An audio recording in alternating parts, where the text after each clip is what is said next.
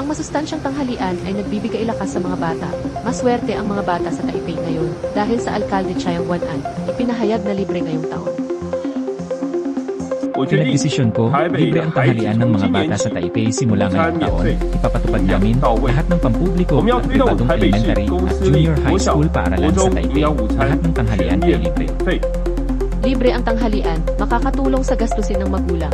Ngunit kailan magsisimula ngayong taon, plano ng Department of Education.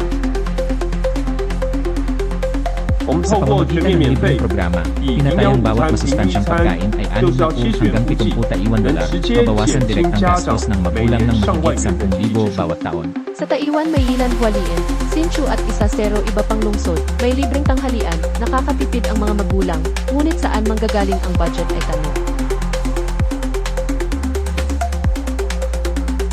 Kamakailan mas maayos na ang pananalapi ng Taipei, may dagdag na 4 na bilyon sa isang taon. Ngunit huwag gamitin libreng sobrang handa na pulisip. Dapat iyakin bawat pagkain, budget para sa tanghalian, taasan sa kapirang presyo. Maayos na ang pananalapi ng Taipei, ngunit ibang mga lungsod, lumalaki ang diferensya sa pananalapi. 其实现有的这个财阀法版本真的不适合，应该重新 Tanging 回到 Taipei lang 习近 nakakain, 平版本的 masarap na 方向来 sustansya 进 at 行讨 libre. 论， Pero 否 sa 则的话 ibang lungsod, 只有台北市 syempre 政 hindi 可以 kasing 吃到 ganda ng 又 Taipei. 好吃又营养。 Ayon sa kinatawan ng Democratic Progressive Party ng Taiwan, dapat pantay ang budget, para may budget din ang ibang lungsod, para pantay ang benepisyo ng mga magulang.